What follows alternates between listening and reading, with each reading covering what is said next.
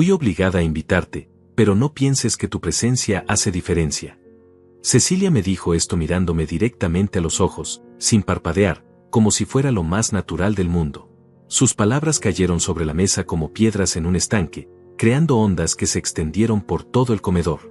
Damián, mi yerno, sonrió. Una sonrisa que conocía bien, la misma que ponía cuando creía que había ganado algo. El tenedor se me quedó en la mano, a medio camino hacia la boca, y por un momento no supe qué hacer con él. 65 años. 65 años en este mundo, y mi propia hija me decía que mi presencia no hacía diferencia. En el apartamento que yo pagué, sentado en la mesa que yo compré, comiendo la comida que mi dinero había puesto ahí. El silencio se extendió como una mancha de aceite, espeso y pesado, mientras los dos me observaban esperando mi reacción. La luz del candelabro que había elegido personalmente para este comedor se reflejaba en los platos de porcelana, esos que Cecilia había insistido en comprar porque combinaban con la decoración. Todo en este lugar llevaba mi firma, mi esfuerzo, mi dinero. Desde el piso de mármol hasta las cortinas de seda, desde los cuadros en las paredes hasta la vajilla sobre la mesa. Y aquí estaba yo, siendo tratado como un invitado indeseado en un lugar que mi trabajo había creado. No dije nada. Simplemente terminé de masticar lo que tenía en la boca, limpié mis labios con la servilleta, y seguí comiendo. Bocado tras bocado, en silencio, mientras ellos intercambiaban miradas. Podía sentir sus ojos sobre mí, esperando que explotara, que gritara, que me levantara de la mesa como un viejo loco. Pero no les di el gusto. El pollo estaba perfectamente cocinado, tierno y jugoso, preparado por la empleada doméstica que yo también pagaba. Cada bocado me recordaba los domingos en casa cuando Elena estaba viva, cuando la familia se reunía alrededor de nuestra mesa, cuando las conversaciones fluían con amor y respeto. Qué diferente era todo ahora. Qué frío se había vuelto este mundo sin ella. Cecilia carraspeó, incómoda. Papá, no vas a decir nada. Levanté la vista hacia ella, masticando despacio. Mi hija. La niña que una vez corrió hacia mí con los brazos abiertos cada vez que llegaba del trabajo. La misma que lloraba cuando me iba de viaje y me hacía prometerle que regresaría pronto. La que me dibujaba cartas con corazones y me decía que era el mejor papá del mundo. ¿Cuándo se había convertido en esta mujer que me miraba con frialdad? ¿Qué quieres que diga?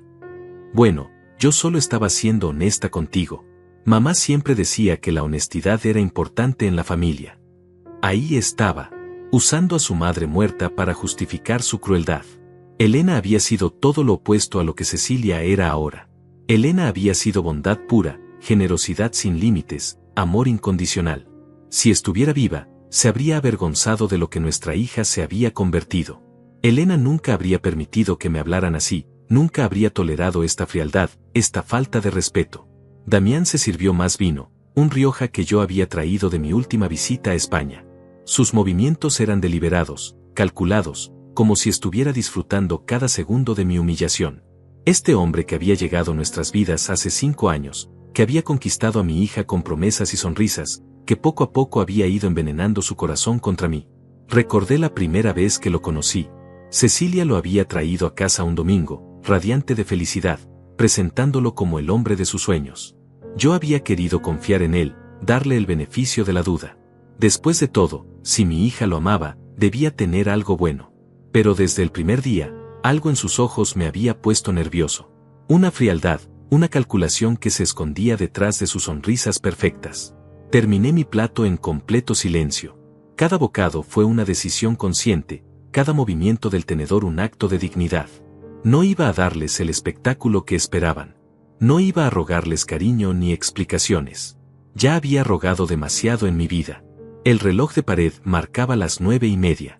En casa, Elena y yo solíamos ver las noticias a esta hora, comentando los eventos del día, planeando el fin de semana. Qué diferentes eran las cosas ahora. Qué vacío se había vuelto todo sin su risa, sin su voz, sin su presencia que llenaba cada rincón de nuestro hogar.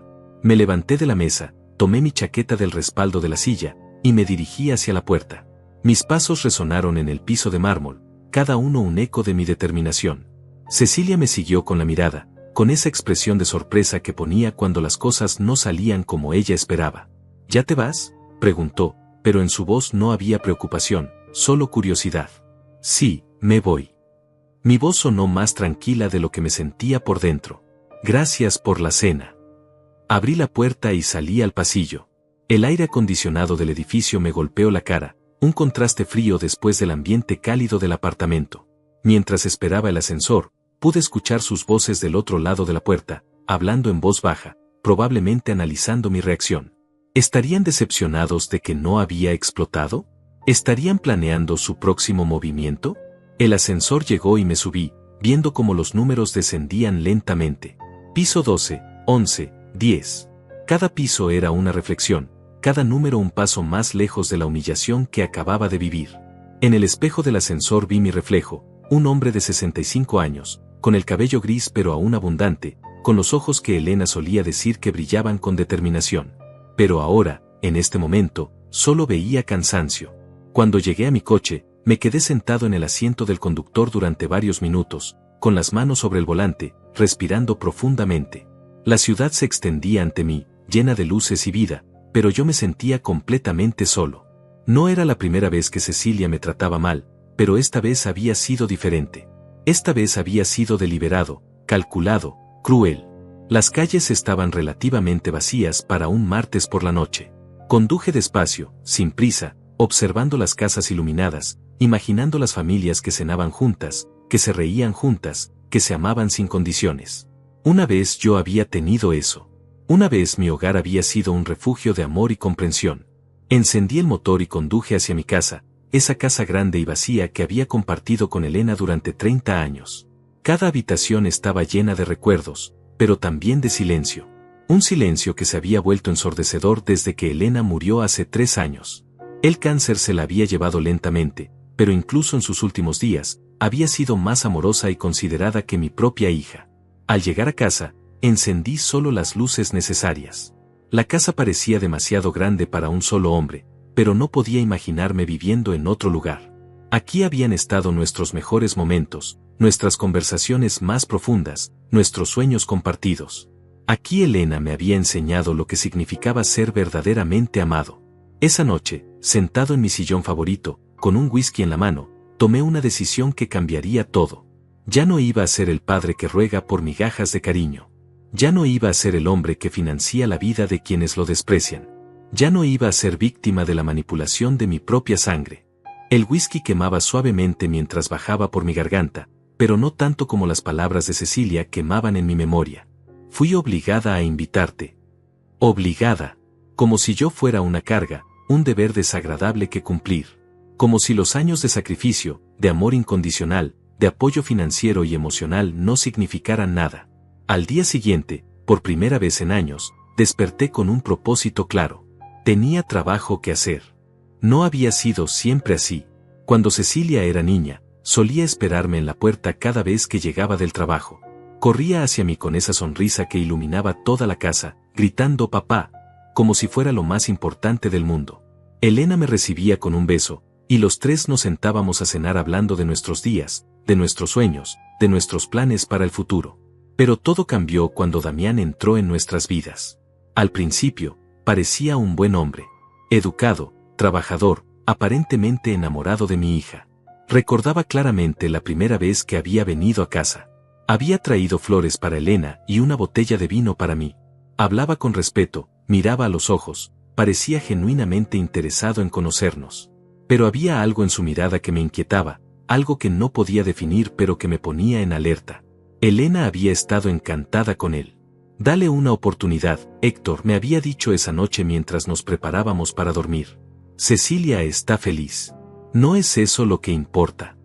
Y yo realmente había tratado de aceptarlo, de confiar en él, de darle la bienvenida a nuestra familia. Pero poco a poco, mes tras mes, había comenzado a notar los cambios. Pequeños al principio, casi imperceptibles, pero cambios al fin. Cecilia empezó a visitar menos. Antes venía todos los domingos sin falta, pero de repente tenía planes con Damián o compromisos que no podía cancelar. Cuando sí venía, parecía distante, como si estuviera cumpliendo una obligación más que disfrutando tiempo con nosotros. Damián había empezado a hacer comentarios sutiles sobre nuestra casa, sobre nuestro estilo de vida, sobre nuestras tradiciones familiares. ¿No les parece que esta casa es demasiado grande para ustedes dos?, había preguntado una vez, mirando alrededor del comedor con una sonrisa que no llegaba a sus ojos. Con lo que vale este lugar, podrían vivir muy cómodamente en un apartamento más pequeño y tener dinero extra para viajar. Elena había reído, pensando que era una broma. Pero yo había visto la seriedad en sus ojos, la forma en que había calculado mentalmente el valor de cada mueble, cada cuadro, cada objeto de valor que habíamos acumulado durante décadas de trabajo duro. Después había empezado a hablar sobre el futuro financiero de Cecilia. Un padre responsable siempre piensa en el futuro de sus hijos, me había dicho durante otra visita. Cecilia y yo hemos estado hablando sobre comprar un apartamento, pero ya sabes cómo está el mercado inmobiliario. Los precios están por las nubes. No había sido una petición directa, pero el mensaje había sido claro. Querían que yo financiara su nueva vida juntos. Y como el tonto que había sido, había aceptado. Había pensado que ayudarlos a establecerse sería una inversión en su felicidad, en su futuro, en nuestra relación como familia. Qué equivocado había estado. Elena había muerto 6 meses después de la boda de Cecilia. El cáncer había sido cruel y rápido, llevándose a la mujer que había sido mi compañera de vida, mi mejor amiga, mi ancla emocional. Durante esos meses terribles, mientras luchábamos contra la enfermedad, Cecilia había estado presente, pero de manera mecánica, como si estuviera cumpliendo con un deber. Damián había sido aún más distante. Aparecía en el hospital de vez en cuando, siempre con prisa, siempre con una excusa para irse temprano. El trabajo, ya sabes, decía, aunque yo sabía que su trabajo no era tan demandante como el mío había sido durante todos esos años construyendo mi empresa. Después del funeral, cuando más los necesitaba, cuando la soledad me aplastaba como una montaña, las visitas se volvieron aún más esporádicas. Cecilia aparecía cada 2 o 3 semanas, siempre con alguna petición, siempre con alguna necesidad financiera que yo debía cubrir. Papá, el refrigerador del apartamento se dañó. ¿Podrías ayudarnos a comprar uno nuevo? Papá, Damián necesita un coche más confiable para su trabajo. ¿Podrías prestarnos el dinero? Papá, queremos remodelar la cocina. Solo serían unos cuantos miles. Y yo había dicho que sí a todo. Cada vez, sin excepción, había abierto mi chequera y había firmado, pensando que mi generosidad mantendría a mi hija cerca, que mi apoyo financiero compensaría la falta de apoyo emocional que no estaba recibiendo. Pero cuanto más daba, más distante se volvía ella. Cuanto más pagaba, menos me visitaba. Cuanto más apoyo financiero proporcionaba, menos apoyo emocional recibía a cambio. Había financiado no solo el apartamento, sino también los muebles, los electrodomésticos, las vacaciones, los restaurantes caros, la ropa de marca, las joyas, los caprichos. Durante 3 años, había sido como un cajero automático personal, siempre disponible, siempre dispuesto a dar, nunca esperando nada a cambio excepto un poco de amor, un poco de respeto, un poco de consideración. Damián había dejado de trabajar el año pasado. Estoy emprendiendo, había dicho cuando le pregunté sobre su situación laboral. Tengo varias ideas de negocio que estoy desarrollando. Pero yo sabía que sus ideas de negocio consistían principalmente en pasar el día en el gimnasio, jugar golf con sus amigos, y planear la siguiente compra grande que yo debería financiar. Cecilia había reducido sus horas de trabajo también. Necesito tiempo para apoyar a Damián en sus proyectos, había explicado. Además, papá, no necesito trabajar tanto. Tú siempre has sido tan generoso con nosotros. Y ahí estaba la verdad. Se habían acostumbrado a mi generosidad. Se habían vuelto dependientes de mi dinero. Pero en lugar de estar agradecidos, parecían resentidos, como si mi apoyo fuera una obligación que yo debía cumplir, no un regalo que yo elegía dar. Las conversaciones telefónicas se habían vuelto cada vez más frías. Cecilia llamaba solo cuando necesitaba algo, y cuando yo trataba de hablar sobre mi día, mi soledad, mis sentimientos, ella siempre tenía prisa, siempre tenía algo más importante que hacer. Papá, no puedo hablar mucho tiempo. Damián y yo vamos a salir. Papá, estoy ocupada. Podemos hablar después. Papá, ya sabes que no me gusta cuando te pones melancólico. Melancólico. Esa había sido su palabra para describir mi dolor por la pérdida de Elena, mi necesidad de hablar sobre mi esposa, mi deseo de mantener viva su memoria. Para Cecilia, mi duelo era una inconveniencia, algo que la hacía sentir incómoda y que prefería evitar. Pero la gota que había derramado el vaso había sido el mes pasado, cuando había ido a visitarlos sin avisar. Había querido sorprenderlos, quizás cocinar una cena juntos como solíamos hacer cuando Elena estaba viva. Había usado mi llave, la que ellos me habían dado para emergencias, y había entrado al apartamento. Los había encontrado en la sala, rodeados de catálogos de bienes raíces, hablando con un agente inmobiliario por teléfono. Damián había estado describiendo mi casa, mi querida casa, la casa que Elena y yo habíamos construido juntos. Sí, tiene 4 habitaciones, 3 baños, jardín amplio, piscina. Está en una zona muy exclusiva. El valor debe estar alrededor de los 800,000, tal vez 1,000,000. Cecilia lo había visto primero y había cortado la llamada abruptamente. Papá, no sabíamos que venías. ¿Qué estaban haciendo?, había preguntado, aunque la respuesta era obvia. Nada importante, había dicho Damián, recogiendo rápidamente los papeles. Solo estábamos viendo opciones para el futuro. Pero yo había visto suficiente. En esos papeles, en esas conversaciones, en esas miradas cómplices, había visto mi futuro según ellos lo imaginaban. Yo moriría, ellos heredarían la casa, la venderían, y vivirían cómodamente con el dinero que mi trabajo había generado. Esa noche, después de la cena fría e incómoda de la que me había escapado temprano, había llegado a casa y había mirado cada rincón con ojos nuevos. Esta no era solo mi casa. Era mi santuario, mi refugio, el lugar donde Elena y yo habíamos amado, reído, soñado, construido una vida juntos. Y ellos ya la estaban vendiendo en su imaginación. Ahora, después de lo que había pasado durante la cena, después de esas palabras que seguían resonando en mi cabeza como campanas de alarma, finalmente entendía la verdad. No era su padre. Era su cajero automático. No era parte de la familia. Era un obstáculo entre ellos y la herencia que creían merecer. Pero se habían equivocado conmigo. Gravemente equivocado. La mañana siguiente desperté con una claridad mental que no había tenido en años. Me preparé el café como Elena me había enseñado, lento y cuidadoso, y me senté en la cocina donde habíamos compartido miles de desayunos juntos. El sol entraba por la ventana, iluminando la mesa donde ella solía leer el periódico mientras yo revisaba mis correos de trabajo. Pero esta mañana no había nostalgia. Esta mañana había determinación. Tomé mi teléfono y marqué el número de Carlos, mi abogado y amigo desde hace más de 20 años. Necesitaba entender exactamente cuál era mi situación legal, qué compromisos había adquirido, qué obligaciones tenía realmente con Cecilia y Damián. Héctor, qué sorpresa. ¿Cómo estás? Carlos sonaba genuinamente contento de escucharme. Necesito verte hoy, Carlos. Es importante. Por supuesto. Va todo bien. Eso es exactamente lo que necesito averiguar. 2 horas después estaba sentado en la oficina de Carlos, con todos mis documentos financieros extendidos sobre su escritorio. Estados de cuenta, contratos de financiamiento, tarjetas de crédito adicionales, seguros, inversiones. Todo el entramado financiero que había construido alrededor de mi hija y su esposo. Esto es impresionante, Héctor, dijo Carlos, revisando los papeles con expresión seria. Has estado financiando prácticamente toda su vida. Dime algo que no sepa. El apartamento está a tu nombre como garante principal.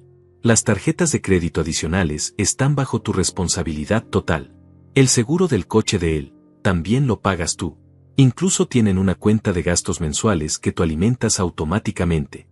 Carlos levantó la vista hacia mí. Héctor, ¿te das cuenta de que legalmente podrías cancelar todo esto mañana mismo si quisieras? Todo. Todo. No hay contratos que te obliguen a mantener este apoyo. Son acuerdos familiares, no obligaciones legales. Podrías cortar todo el financiamiento y ellos no tendrían recurso legal alguno. Sentí algo parecido al alivio mezclado con rabia. Durante años había sentido que estaba atrapado, que tenía que seguir dando porque era mi deber como padre. Pero la verdad era que había estado alimentando voluntariamente a 2 sanguijuelas que me veían como su fuente personal de ingresos. ¿Y la casa?, pregunté. Tu casa está completamente a tu nombre. Elena te la dejó todo a ti en el testamento. Cecilia no tiene ningún derecho legal sobre ella mientras tú estés vivo. Y después de tu muerte, solo heredará lo que tú decidas dejarle. ¿Puedo cambiar mi testamento? Por supuesto, cuando quieras. Esa tarde, después de salir de la oficina de Carlos, conduje por la ciudad sin rumbo fijo. Necesitaba procesar toda la información, entender completamente mi situación. Por primera vez en 3 años, desde la muerte de Elena, sentía que tenía control sobre mi vida. Decidí pasar por el apartamento de Cecilia. Tenía una llave y técnicamente tenía derecho a estar ahí, considerando que estaba pagando por todo. Pero esta vez no iba a sorprenderlos. Esta vez iba a observar, a entender realmente cómo vivían con mi dinero. Estacioné en la calle y subí al edificio. El portero me saludó con familiaridad. Después de todo, había estado pagando las expensas durante años. Subí al piso 12 y caminé por el pasillo hacia el apartamento que había visto nacer desde los planos arquitectónicos. Antes de tocar el timbre, me detuve. Podía escuchar voces adentro. La puerta no estaba completamente cerrada, había quedado entreabierta, probablemente después de que alguien había salido a recoger el correo o las compras. Me acerqué un poco más, sin la intención de espiar, pero las voces eran claras. No sé por qué se quedó tan callado anoche, estaba diciendo Cecilia. Normalmente se pone todo dramático cuando le digo cosas así. Tal vez se está haciendo el ofendido para que le ruegues, respondió Damián. Es su estrategia típica. Se hace la víctima para que te sientas culpable y le pongas más atención. O tal vez finalmente entendió que no lo necesitamos emocionalmente, solo financieramente. Se rieron. Los dos se rieron como si hubieran hecho un chiste especialmente gracioso, como si mi dolor fuera entretenimiento para ellos. De todas formas, continuó Damián, no importa lo que sienta. No va a cortar el dinero. Es demasiado débil para eso, y además nos ama demasiado. O al menos ama la idea de ser necesario. Exacto. Puede hacer todos los dramas que quiera, pero al final del día va a seguir pagando las cuentas. No tiene nada más en la vida. Y cuando se muera, tendremos la casa también. Solo tenemos que aguantar sus berrinches hasta entonces. Cerré los ojos y respiré profundamente. Había escuchado suficiente. Más que suficiente. Me alejé de la puerta y caminé hacia el ascensor, sintiendo como si hubiera recibido un puñetazo en el estómago. En el coche, me quedé sentado durante varios minutos, procesando lo que había oído. No era solo que no me amaran. Era que me veían como un tonto, como alguien tan patético y desesperado que podían manipular a voluntad. Para ellos, yo no era una persona con sentimientos, sueños o dignidad. Era un recurso financiero que toleraban hasta que pudieran acceder a mi herencia. Esa noche, en casa, miré cada fotografía familiar que teníamos en la sala. Cecilia de bebé, Cecilia en su primer día de escuela, Cecilia en su graduación, Cecilia en su boda. En todas las fotos recientes, su sonrisa parecía forzada, mecánica. ¿Cuánto tiempo había estado fingiendo? ¿Cuántos años había estado actuando el papel de hija amorosa mientras planeaba mi irrelevancia? Tomé una decisión esa noche. No iba a ser más el viejo tonto que ellos creían que era. No iba a ser más el cajero automático emocional de dos parásitos que habían confundido mi amor con debilidad. Al día siguiente comenzaría a demostrarles exactamente quién era Héctor Fonseca. Y no iba a ser el hombre débil y manipulable que habían imaginado. 3 días después de escuchar esa conversación, decidí hacer algo que no había hecho en años. Visité a mi hermano Ezequiel. Vivía en el otro lado de la ciudad, en una casa modesta que había comprado con su pensión de maestro. Ezequiel y yo habíamos tenido diferencias en el pasado, especialmente sobre cómo estaba manejando mi relación con Cecilia, pero ahora necesitaba hablar con alguien de mi familia, alguien que me conociera desde antes de que el dinero complicara las cosas. Héctor me recibió con sorpresa en la puerta. ¿Qué te trae por aquí? Necesito hablar contigo, Ezequiel. Sobre Cecilia. Su expresión cambió inmediatamente. Pasa, hermano. Preparemos café. Nos sentamos en su pequeña cocina, que me recordó a la casa donde habíamos crecido juntos. Ezequiel sirvió el café en tazas desparejas pero limpias, y esperó a que yo hablara primero. Me vas a decir que te lo advertí, comencé. No, Héctor. No vine a este mundo para decir, te lo dije. ¿Qué pasó? Le conté todo. La cena, las palabras de Cecilia, la conversación que había escuchado, los años de manipulación financiera. Ezequiel me escuchó sin interrumpir, asintiendo de vez en cuando, su expresión volviéndose más seria con cada detalle. Cuando terminé, se quedó callado durante varios minutos, mirando su taza de café. Héctor, hay algo que necesitas saber. No quería decírtelo porque pensé que no me ibas a creer, pero después de lo que me acabas de contar. ¿Qué cosa? Hace 2 meses, Cecilia vino a verme. Sola, sin Damián. Me preguntó sobre tu salud, sobre si habías hecho chequeos médicos recientemente, sobre si tenías alguna enfermedad que ella debería saber. Sentí un escalofrío recorrer mi espalda. ¿Te dijo por qué? Dijo que estaba preocupada por ti, que te veía muy solo y deprimido desde la muerte de Elena. Pero había algo en la forma en que preguntaba. No parecía preocupación de hija. Parecía más bien cálculo. ¿Qué tipo de preguntas exactamente? Preguntó si sabía cuánto valía tu casa, si conocía los detalles de tu testamento, si sabía si tenías deudas o compromisos financieros importantes. Cuando le dije que no sabía nada de eso, se molestó. Me dijo que como tu hermano, yo debería estar más involucrado en tu vida financiera. Ezequiel se levantó y comenzó a caminar por la cocina. Héctor, hay más. También me preguntó sobre casas de retiro, sobre residencias para adultos mayores. Dijo que había estado investigando opciones, por si acaso, llegabas a necesitarlas en el futuro. ¿Casas de retiro? Tengo 65 años, no 90. Eso mismo le dije yo. Y su respuesta fue que era mejor estar preparados, que personas solitarias como tú a veces desarrollan problemas mentales, depresión severa, que podrían requerir cuidado especializado. El café se me volvió amargo en la boca. No solo estaban planeando mi muerte, estaban planeando mi internación en vida. Querían declararme incapaz mentalmente para tomar control de mis bienes antes de que muriera. ¿Le dijiste algo sobre mi estado mental? Por supuesto que no. Le dije que estabas perfectamente bien, que solo necesitabas tiempo para procesar el duelo. Pero insistió en que la soledad podía ser peligrosa para hombres de tu edad, que había leído estudios sobre deterioro cognitivo en viudos. ¿Y qué más? Ezequiel se sentó de nuevo, con expresión incómoda. Me pidió mi apoyo, Héctor. Me dijo que si alguna vez notaba que te estabas deteriorando, que la llamara inmediatamente, que era importante que la familia se uniera para tomar decisiones difíciles cuando fuera necesario. Decisiones difíciles. Sus palabras exactas fueron: a veces los hijos tenemos que tomar decisiones por el bien de nuestros padres, aunque ellos no las entiendan en el momento, punto. Me quedé callado, procesando la magnitud de lo que Ezequiel me estaba revelando.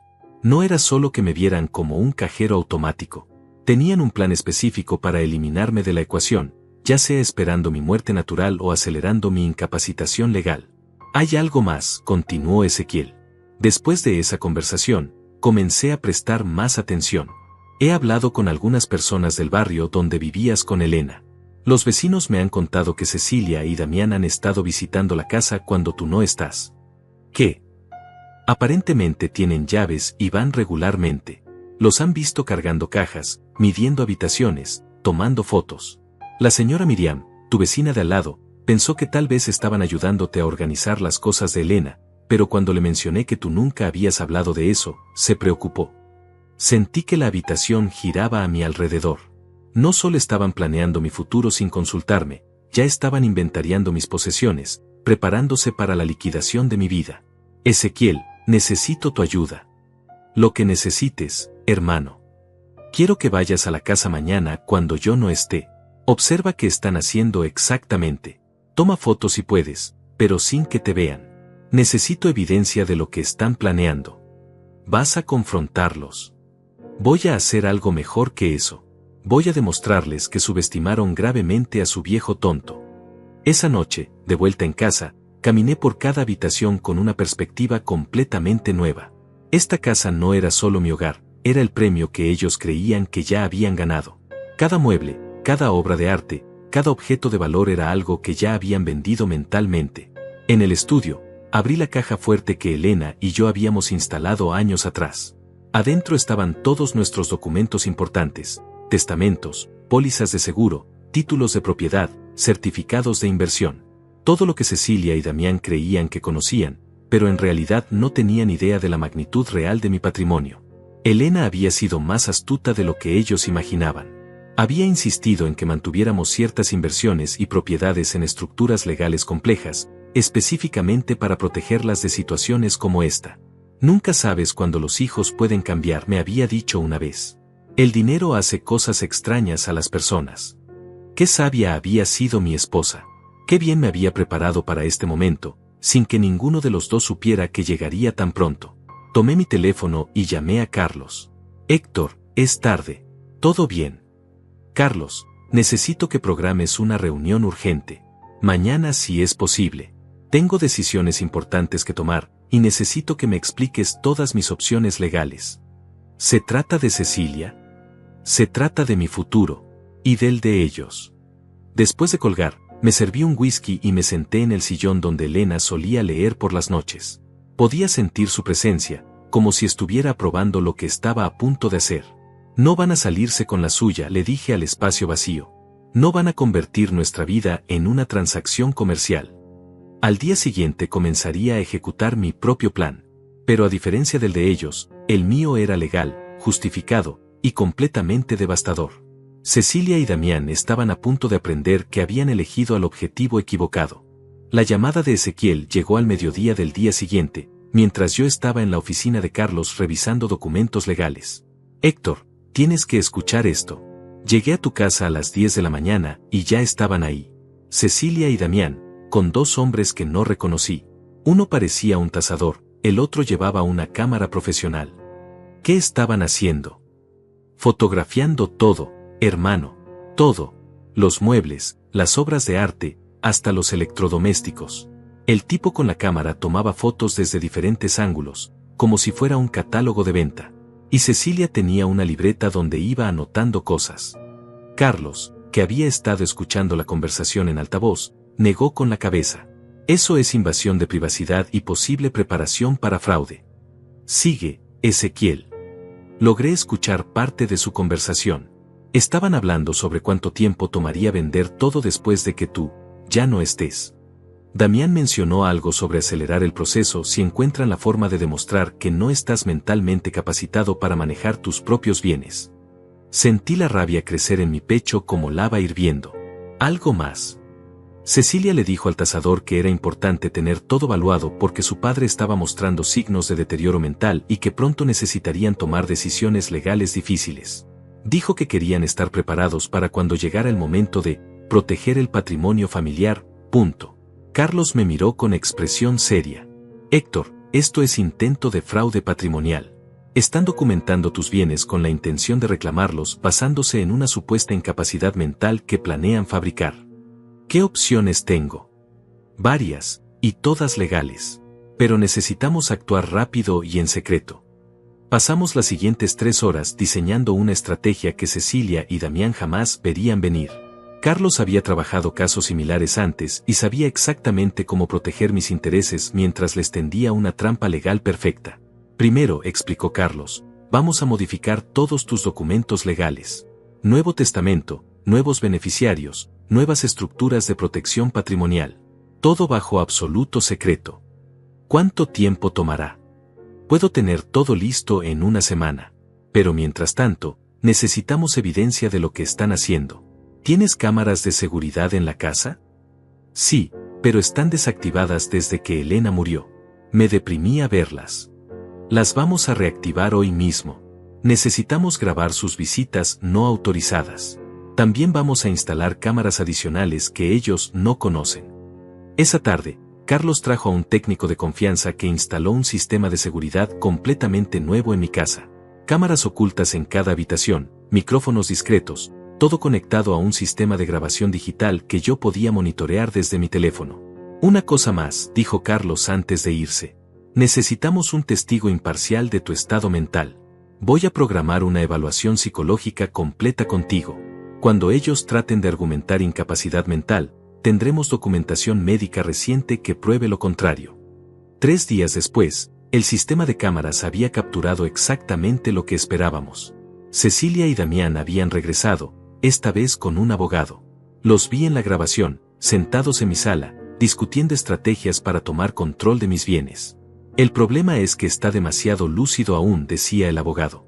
Necesitamos documentar comportamientos erráticos, decisiones financieras irracionales, signos de confusión mental. ¿Cómo hacemos eso?, preguntaba Damián. Provoquen situaciones. Hagan que tome decisiones bajo presión, que se confunda, que reaccione emocionalmente. Graben esas reacciones. Necesitamos construir un caso sólido. Cecilia se había reído. No será difícil. Siempre ha sido dramático. Solo tenemos que presionarlo en los puntos correctos. Perfecto, había dicho el abogado. Y mientras tanto, continúen documentando todos sus bienes. Cuando tengamos la declaración de incapacidad, necesitaremos actuar rápido para proteger el patrimonio. Carlos y yo vimos la grabación juntos en su oficina. Cuando terminó, Él se recostó en su silla con una sonrisa que no había visto en años. Héctor, acabas de ganar el caso antes de que ellos sepan que hay un caso. Esto es conspiración para cometer fraude, conspiración para declararte incompetente falsamente, e invasión de propiedad privada. Con estas grabaciones, no solo puedes proteger tu patrimonio, puedes hacer que enfrenten consecuencias legales. ¿Qué recomiendas? Sigamos su juego por ahora. Deja que sigan creyendo que su plan está funcionando. Mientras tanto, terminaremos de reestructurar tu patrimonio de forma que no puedan tocarlo nunca, sin importar lo que pase. Esa semana fue la más productiva que había tenido en años. Cada día traía una nueva capa de protección legal, una nueva estrategia para asegurar que mi dignidad y mi patrimonio estuvieran completamente protegidos. Carlos había creado una estructura legal tan sólida que incluso si ellos lograran algún tipo de declaración de incapacidad temporal, no podrían acceder a ninguno de mis bienes importantes. La casa había sido transferida a un fideicomiso irrevocable. Las inversiones principales habían sido movidas a estructuras protegidas. Incluso mi cuenta corriente personal tenía salvaguardas que ellos desconocían. Pero lo más importante era el Nuevo Testamento. Cecilia seguía siendo beneficiaria, pero ahora con condiciones muy específicas que tendría que cumplir para acceder a cualquier herencia. Y si se demostraba que había participado en cualquier intento de fraude o manipulación, perdería automáticamente todos los derechos. Es hermoso, me había dicho Carlos cuando firmamos los últimos documentos. Si se comporta como una hija amorosa y respetuosa de aquí en adelante, recibirá una herencia generosa. Si continúa con sus planes, se quedará sin nada. ¿Y los gastos que estoy cubriendo actualmente? Esa es tu carta más poderosa, Héctor. Puedes cortarlos cuando quieras, como quieras. No tienen ningún derecho legal a tu apoyo financiero. El viernes por la noche, después de una semana de preparación silenciosa, me senté en mi estudio con una copa de vino y miré las grabaciones más recientes de las cámaras. Cecilia y Damián habían visitado mi casa 2 veces más esa semana, cada vez más confiados, cada vez documentando más descaradamente mis posesiones.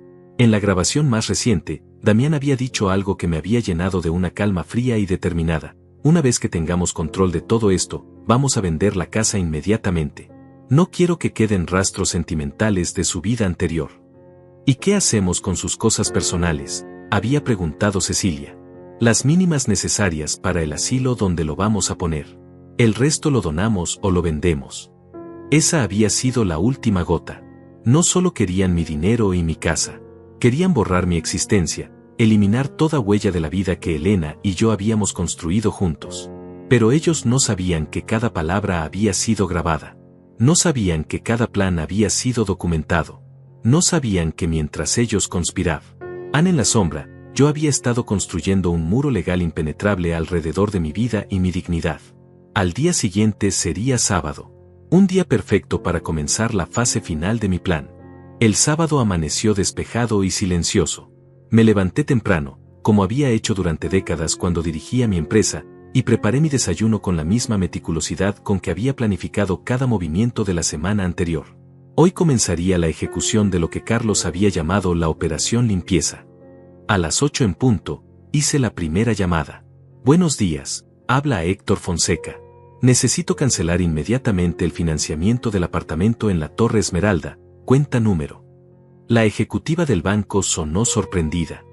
Señor Fonseca, ¿está seguro? Esto significaría que los actuales ocupantes tendrían que asumir el pago completo o desalojar la propiedad. Estoy completamente seguro. Quiero que la cancelación sea efectiva desde hoy mismo. Necesitamos que venga personalmente a firmar los documentos. Estaré ahí en 1 hora.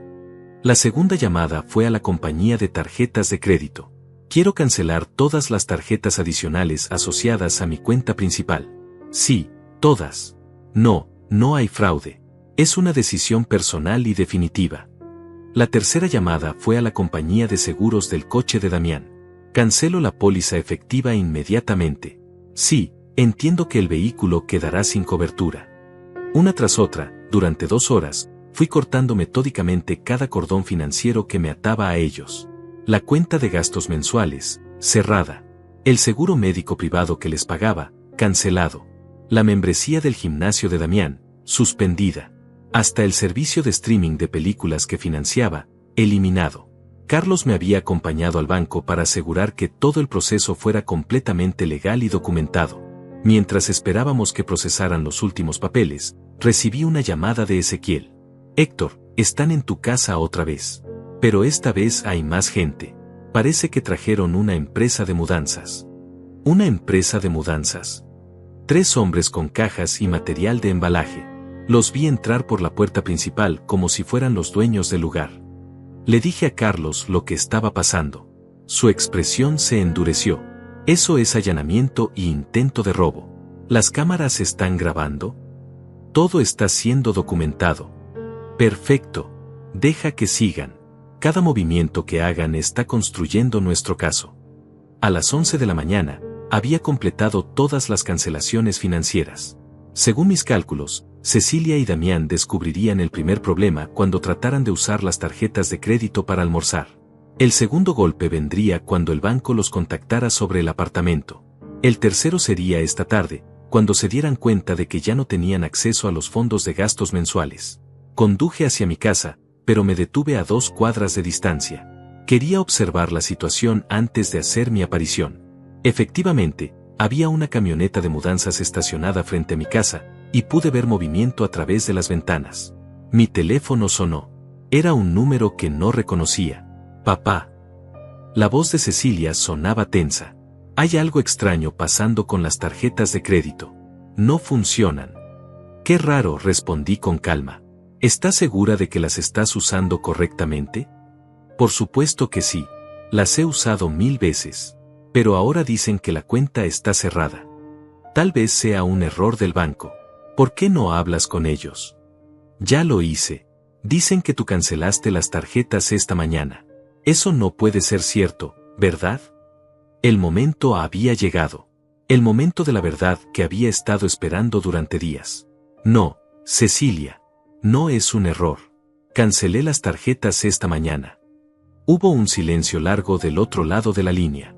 Podía imaginar su cara, la confusión volviéndose lentamente en pánico. ¿Por qué harías eso? Porque son mis tarjetas, mi dinero, y mi decisión. Pero papá, nosotros dependemos de esas tarjetas. Tenemos gastos, compromisos. Compromisos que pueden asumir con sus propios ingresos. No entiendes. No podemos cubrir todo de la noche a la mañana. Necesitamos tiempo para reorganizarnos. ¿Cuánto tiempo? ¿3 años más? ¿5? Toda la vida. Su voz comenzó a quebrarse. Papá, si esto es por lo que dije en la cena, yo no quise. No es solo por lo que dijiste, Cecilia. Es por lo que has estado haciendo. ¿Qué quieres decir? Creo que lo sabes perfectamente. En ese momento, vi a Damián salir de mi casa cargando una caja. Mi caja. Una caja que reconocí como la que contenía algunos de los objetos más preciados de Elena. Cecilia, necesito que salgas de mi casa. Ahora mismo. ¿Qué? Papá, no estamos en tu casa. Mentir no va a ayudarte. Los puedo ver desde aquí. El silencio del otro lado fue absoluto. Había sido atrapada en una mentira evidente, y ambos lo sabíamos. Papá, podemos explicarlo. No hay nada que explicar. Quiero que tú, Damián, y cualquier otra persona que esté en mi casa salgan inmediatamente. Y quiero que dejen todo lo que hayan tomado. No hemos tomado nada. Solo estábamos. Cecilia. Mi voz se volvió fría como el acero. Sal de mi casa ahora, o llamo a la policía. No puedes hacer esto. Somos familia. La familia no se roba entre sí. La familia no planea internar a sus padres en asilos para apoderarse de sus bienes. La familia no contrata tasadores a espaldas de sus padres para evaluar sus posesiones. Otro silencio. Esta vez más largo. Podía escuchar voces de fondo, probablemente Damián preguntando qué estaba pasando. No sé de qué hablas, dijo finalmente, pero su voz había perdido toda convicción. ¿No? ¿No sabes sobre las visitas del tasador? ¿No sabes sobre las fotos que han estado tomando? ¿No sabes sobre los planes de declararme mentalmente incapacitado? Papá, tú. Todo está grabado, Cecilia. Cada visita, cada conversación, cada plan que han estado haciendo. Todo. El silencio que siguió fue tan profundo que pensé que había colgado. Pero entonces escuché su respiración entrecortada, y supe que finalmente había entendido la magnitud de su situación. Tienen 10 minutos para salir de mi casa, continué. Si no lo hacen, las grabaciones van directamente a la policía, junto con toda la evidencia de allanamiento e intento de fraude que hemos recopilado. Papá, por favor, podemos hablar de esto. Ya no hay nada de qué hablar. Colgué el teléfono y conduje hacia mi casa. Era hora de reclamar lo que era mío. Cuando llegué, la camioneta de mudanzas ya se estaba yendo. Cecilia y Damián estaban parados en la entrada, con expresiones que mezclaban shock, rabia y pánico. Al verme llegar, Damián caminó hacia mi coche con los puños cerrados. «Esto es ridículo», gritó. «No puedes cortarnos así de la nada». Me bajé del coche lentamente, mirándolo directamente a los ojos. Por primera vez en años, no sentí miedo ni culpa. Solo una determinación fría y absoluta. Sí puedo. Y lo acabo de hacer. Esto es una locura. Damián siguió gritando mientras caminaba hacia mí con los puños cerrados. No puedes destruir nuestras vidas por un berrinche. Damián, cálmate. Cecilia lo tomó del brazo, pero sus ojos estaban fijos en mí. Había algo diferente en su mirada ahora, algo que no había visto en años, miedo real. No destruí nada, respondí con calma, sacando las llaves de mi casa. Simplemente dejé de financiar la vida de 2 personas que me ven como un cajero automático. No es cierto. Cecilia se acercó a mí. Papá, tú sabes que te amamos. Sí, tal vez dije cosas hirientes en la cena, pero estaba molesta por otras cosas. No tenían nada que ver contigo. Cosas hirientes. Me detuve antes de llegar a la puerta. Cecilia, me dijiste que fui obligada a invitarte y que mi presencia no hace diferencia. Eso no son cosas hirientes. Eso es crueldad deliberada. Estaba enojada. ¿Y eso justifica humillarme delante de tu esposo? ¿Eso justifica tratarme como si fuera un estorbo en mi propia vida? Damián se interpuso entre nosotros. Mira, viejo, creo que estás exagerando todo. Las familias tienen discusiones. No puedes castigar a tu hija por una mala noche. Viejo. Repetí la palabra lentamente. ¿Acabas de llamarme viejo? Yo, no quise. No, dijiste exactamente lo que querías decir. Para ti soy solo un viejo estúpido que financia tu vida de parásito. El color se le subió a la cara. No me hables así. ¿O qué? ¿Vas a pegarme? Adelante, Damián. Hazlo. Tengo cámaras grabando desde 3 ángulos diferentes. Eso lo detuvo en seco. Miró alrededor de la casa como si recién se diera cuenta de que podría estar siendo observado. ¿Cámaras? Cecilia se veía confundida. Papá, ¿desde cuándo tienes cámaras? Desde que descubrí que ustedes han estado entrando a mi casa sin permiso para inventariar mis posesiones. Nosotros nunca. Saqué mi teléfono y abrí la aplicación de las cámaras. Les mostré la pantalla donde se veía claramente a Damián cargando cajas hace 1 hora. ¿Nunca qué, Cecilia? ¿Nunca entraron sin permiso? ¿Nunca trajeron tasadores? ¿Nunca fotografiaron mis posesiones? ¿Nunca planearon declararme mentalmente incapacitado? Su cara se volvió blanca como papel. Papá, yo puedo explicar. No hay nada que explicar. Todo está grabado. Cada visita, cada plan, cada conversación sobre cómo apoderarse de mis bienes. Damián arrebató el teléfono de mis manos para ver la pantalla. Lo que vio lo dejó paralizado. Esto es invasión de privacidad, tartamudeó. ¿Invasión de privacidad? ¿En mi propia casa? Me reí sin humor. Damián, creo que no entiendes quién invadió la privacidad de quién. Devuélveme mi teléfono, extendí la mano. Él dudó por un momento, como si estuviera considerando romperlo o tirarla. Pero finalmente me lo devolvió, sabiendo que ya había visto suficiente. Papá, Cecilia se acercó con lágrimas en los ojos. Por favor, podemos sentarnos y hablar de esto como adultos. Sé que las cosas se salieron de control, pero somos familia. Familia. La palabra salió de mi boca como algo amargo. Cecilia, ¿sabes qué es lo que más me duele de todo esto?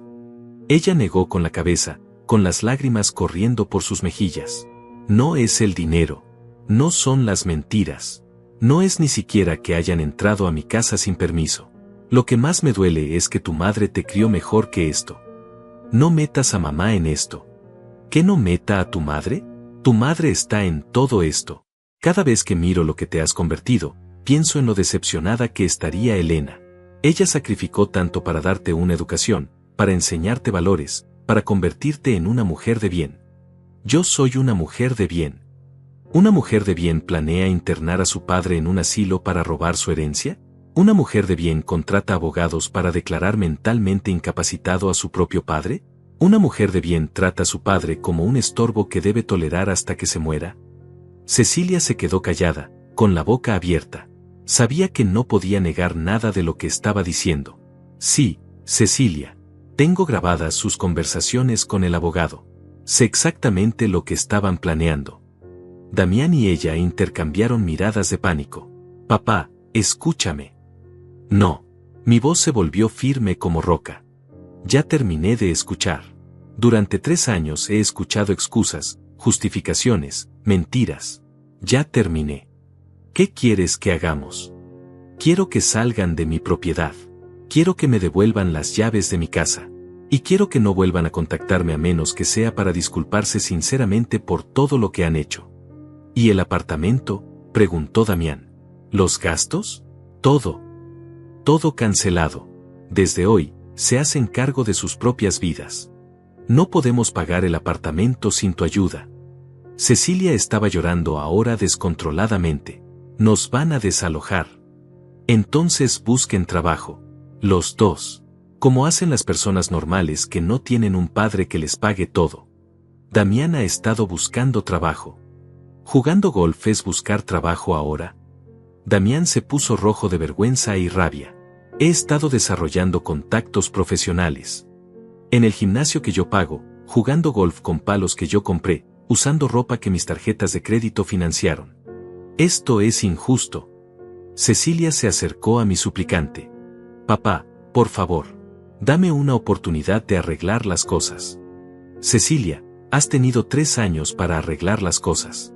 Has tenido miles de oportunidades para tratarme con respeto, para valorar lo que hacía por ustedes, para ser la hija que tu madre te enseñó a ser.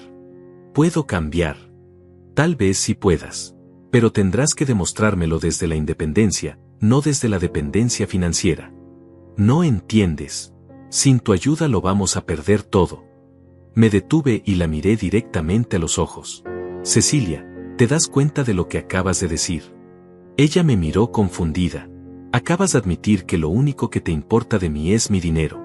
No dijiste, sin tu amor, no dijiste, sin tu apoyo emocional, no dijiste, sin tu presencia en nuestras vidas. Dijiste, sin tu ayuda, refiriéndote específicamente al dinero. Su cara mostró que finalmente había entendido lo que acababa de revelar. Eso no es lo que quise decir. Es exactamente lo que quisiste decir. Y es exactamente lo que siempre has querido decir. Saqué las llaves de mi casa y abrí la puerta. Tienen hasta el final del día para devolverme las llaves que tienen.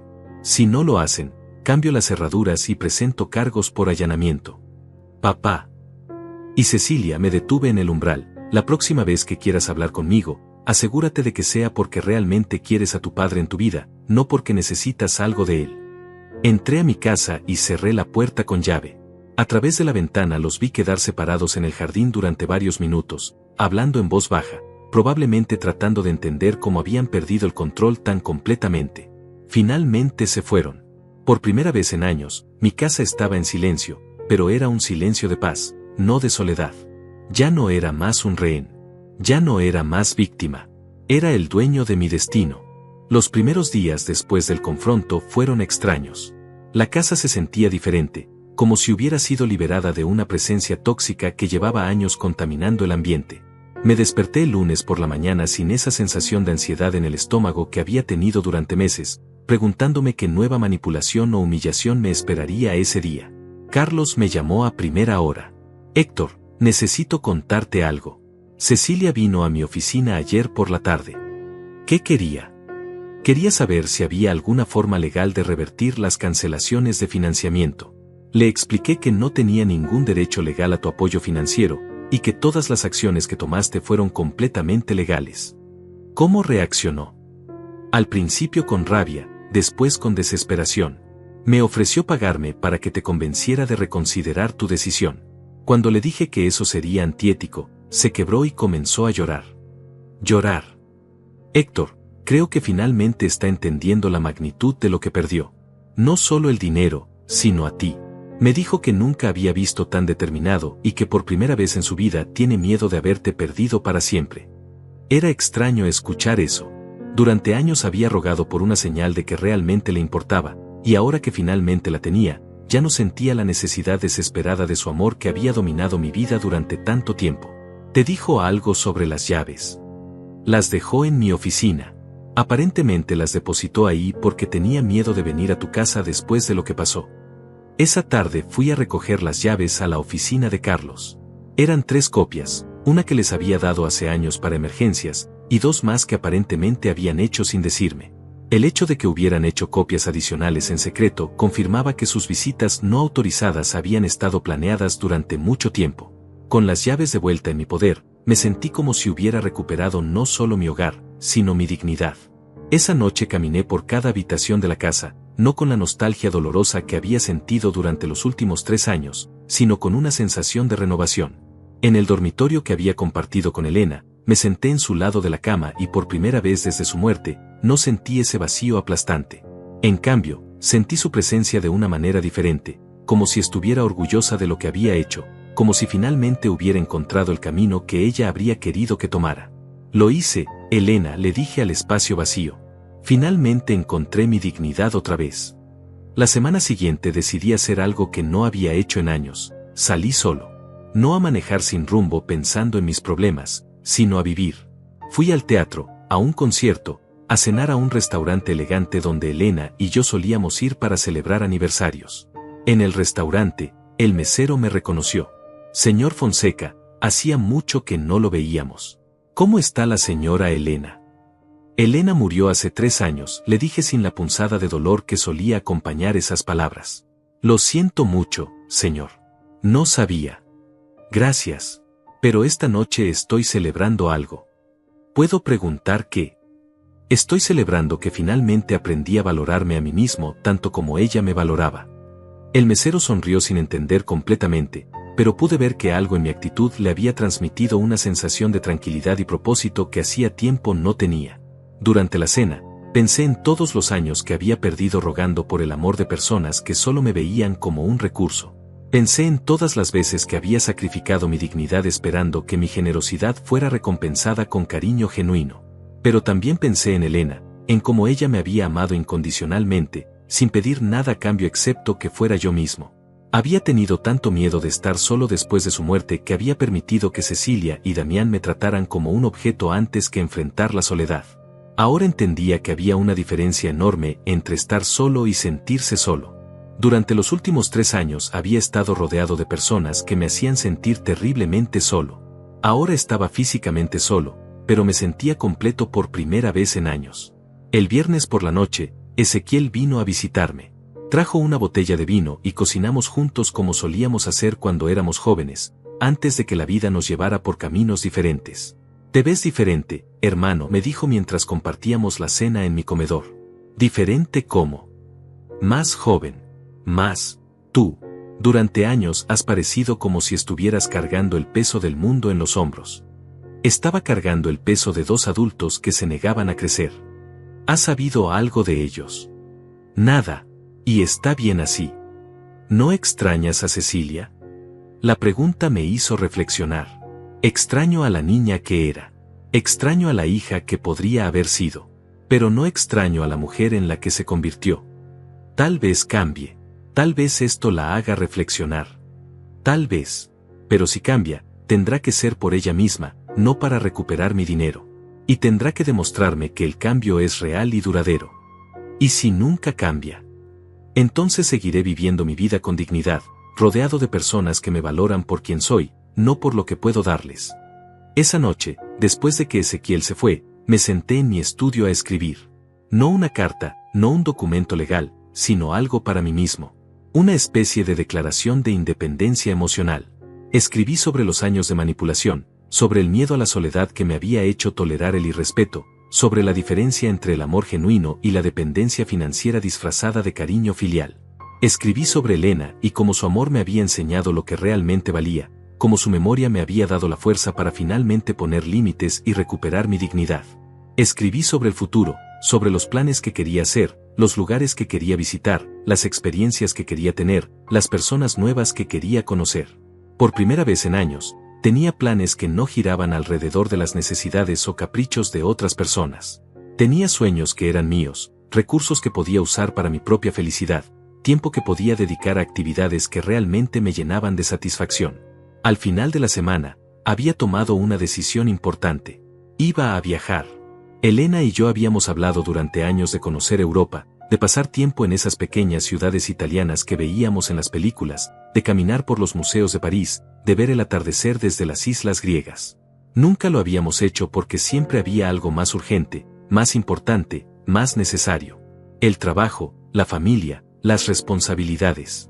Después de su muerte, no había tenido el corazón para hacer solo los viajes que habíamos planeado juntos. Pero ahora entendía que la mejor forma de honrar su memoria no era quedarme paralizado por el dolor, sino vivir la vida plena y digna que ella habría querido que tuviera. Llamé a una agencia de viajes y comencé a planear un recorrido de 3 meses por Europa. Solo. Sin prisa, sin itinerario rígido, sin la presión de complacer a nadie más que a mí mismo. Era hora de comenzar la siguiente fase de mi vida. Una fase donde yo era el protagonista de mi propia historia, no un personaje secundario en los planes de otras personas. 6 meses después, estoy sentado en una pequeña terraza en Positano, Italia, viendo el sol hundirse lentamente en el Mediterráneo. Las casas de colores pastel se extienden por la ladera como flores silvestres, y el aire huele a sal marina y limonero. Elena habría amado este lugar. Lo sé porque puedo sentir su presencia aquí, no como el dolor agudo que solía acompañar sus recuerdos, sino como una calidez tranquila que me llena de gratitud. Han sido los 6 meses más reveladores de mi vida. El viaje comenzó siendo una escapada, una forma de alejarme de todo el drama y la toxicidad que había dominado mi vida durante tanto tiempo. Pero se convirtió en algo mucho más profundo, un redescubrimiento de quién era yo antes de convertirme en el padre desesperado por amor que había sido durante los últimos años. En Roma, caminé por las mismas calles donde los emperadores una vez gobernaron un imperio, y entendí algo sobre el poder verdadero. El poder no viene de controlar a otros o de ser necesitado por otros. El poder viene de conocer tu propio valor y no permitir que nadie te lo quite. En París, me senté en los cafés donde Elena había soñado que tomaríamos café juntos, y por primera vez desde su muerte, pude hablar de ella con extraños sin sentir esa punzada devastadora de pérdida. Hablé de nuestro amor, de nuestros sueños, de la mujer extraordinaria que había sido, y me di cuenta de que mantener viva su memoria no significaba mantenerme prisionero del dolor. En Barcelona, conocí a una pareja de estadounidenses de mi edad que habían estado viajando por el mundo desde que se jubilaron. Cuando les conté mi historia, la mujer me tomó la mano y me dijo algo que nunca olvidaré: Héctor, el amor verdadero nunca te pide que sacrifiques tu dignidad. Si alguien necesita que te hagas pequeño para sentirse grande, no es amor lo que siente por ti. Esas palabras resonaron en mí durante días. Pensé en todos los años que había creído que ser un buen padre significaba permitir que me faltaran al respeto, que dar amor significaba tolerar el abuso emocional, que mantener la familia unida justificaba cualquier humillación. Había estado tan equivocado. Durante estos meses de viaje, he recibido exactamente 3 mensajes de Cecilia. El primero llegó 2 semanas después de que me fui, cuando aparentemente se dieron cuenta de que había desaparecido por completo de sus vidas. Era un mensaje de pánico, preguntando dónde estaba, diciendo que estaban preocupados por mi bienestar. No respondí. El segundo llegó un mes después. Era más largo, más elaborado. Cecilia escribía sobre cómo había estado reflexionando sobre todo lo que había pasado, sobre cómo se daba cuenta de que había cometido errores, sobre cómo quería que fuéramos una familia otra vez. Tampoco respondí. El tercero llegó la semana pasada. Era diferente. Más simple, más honesto. No pedía nada, no prometía nada, no trataba de manipular nada. Simplemente decía: papá, espero que estés bien. Espero que seas feliz. Te extraño, no tu dinero, a ti. Si algún día puedes perdonarme, estaré aquí. Ese mensaje sí me tocó. No porque creyera inmediatamente en su sinceridad, sino porque por primera vez en años, Cecilia había escrito algo que sonaba genuinamente humano, genuinamente vulnerable, genuinamente arrepentido. Pero aún no he respondido. Porque he aprendido que el perdón verdadero no puede ser apresurado, y que el cambio real debe ser demostrado con acciones, no con palabras. Carlos me ha mantenido informado de su situación. Tuvieron que mudarse del apartamento a un lugar mucho más modesto. Damián finalmente consiguió trabajo en una empresa de seguros, con un salario básico que apenas les alcanza para los gastos esenciales. Cecilia aumentó sus horas de trabajo y tomó un segundo empleo por las noches. Por primera vez en años, están viviendo como adultos responsables, cargando con las consecuencias de sus propias decisiones, aprendiendo lo que significa valorar el dinero porque lo están ganando con su propio esfuerzo. No siento satisfacción por sus dificultades, pero tampoco siento culpa. Es lo que debería haber pasado años atrás, antes de que se acostumbraran tanto a mi financiamiento que perdieran la capacidad de valorar tanto el dinero como la persona que se lo daba. En Grecia, mientras caminaba por las ruinas del Partenón, pensé en todas las civilizaciones que habían construido imperios creyendo que durarían para siempre, solo para ver cómo el tiempo los reducía a hermosas ruinas. Me di cuenta de que la familia que había tratado de mantener unida a través de la generosidad financiera había sido un imperio construido sobre fundamentos falsos. Era inevitable que colapsara. Pero de las ruinas pueden hacer algo nuevo, algo más sólido, algo basado en el respeto mutuo en lugar de la dependencia económica. Aquí en Italia, he comenzado a escribir un libro. No sobre mi historia específica, sino sobre algo más universal, sobre cómo la sociedad moderna ha confundido el amor con la provisión material, sobre cómo hemos creado generaciones que creen que ser amados significa ser mantenidos, sobre cómo hemos enseñado a los padres que dar dinero es más importante que dar límites. Escribo sobre Elena y sobre cómo su amor me enseñó la diferencia entre ser necesitado y ser valorado. Escribo sobre la importancia de enseñar a nuestros hijos que el amor viene con responsabilidades, no solo con privilegios. Escribo sobre la dignidad que se recupera cuando finalmente dices no más a quienes abusan de tu generosidad. El libro lo he titulado Nunca es tarde para comenzar de nuevo, porque esa ha sido la lección más importante de estos meses. A los 65 años, cuando muchos hombres sienten que sus mejores días ya pasaron, yo he descubierto que los míos pueden estar apenas comenzando. He hecho amigos nuevos en cada ciudad que he visitado. Gente que me conoce solo como Héctor, no como el padre rico de alguien, no como el viudo solitario de alguien, solo como yo mismo. Es liberador ser valorado por las conversaciones que puedo ofrecer, por las experiencias que puedo compartir, por la persona que soy, no por lo que poseo. En Florencia, conocí a una mujer llamada Isabella, una artista italiana de 58 años que perdió a su esposo hace 5 años. No hay nada romántico entre nosotros, pero nos hemos convertido en amigos profundos. Ella me ha enseñado a ver el arte con ojos nuevos, y yo le he enseñado sobre la vida empresarial y los viajes. Héctor me dijo una tarde mientras paseábamos por el Ponte Vecchio, tu problema no fue amar demasiado a tu hija. Tu problema fue confundir el amor con la complacencia. Tenía razón. El amor verdadero a veces requiere decir no. El amor verdadero a veces requiere permitir que las personas enfrenten las consecuencias de sus decisiones. El amor verdadero siempre requiere respeto mutuo. Mañana regreso a casa después de 3 meses en Europa. Pero no regreso como el mismo hombre que se fue. Regreso con una claridad sobre quién soy y que merezco que no había tenido en años. Cuando Cecilia esté lista para tener una relación basada en el amor mutuo y el respeto, estaré aquí. Pero nunca más estaré disponible para una relación basada en la manipulación financiera o la culpa emocional. He aprendido que nunca es tarde para recuperar tu dignidad. Nunca es tarde para poner límites saludables. Nunca es tarde para exigir el respeto que mereces. Y más importante aún, nunca es tarde para comenzar de nuevo. El sol se ha puesto completamente sobre el Mediterráneo ahora, y las luces de Positano comienzan a titilar como estrellas terrestres. Mañana será un nuevo día, en un nuevo capítulo de mi vida. Un capítulo donde yo escribo la historia, donde yo decido quién merece estar en mi vida y bajo qué términos. Elena estaría orgullosa. Finalmente he encontrado el camino de vuelta a mí mismo. Y cuando el sol se puso sobre la bahía, me di cuenta, nunca es tarde para comenzar de nuevo.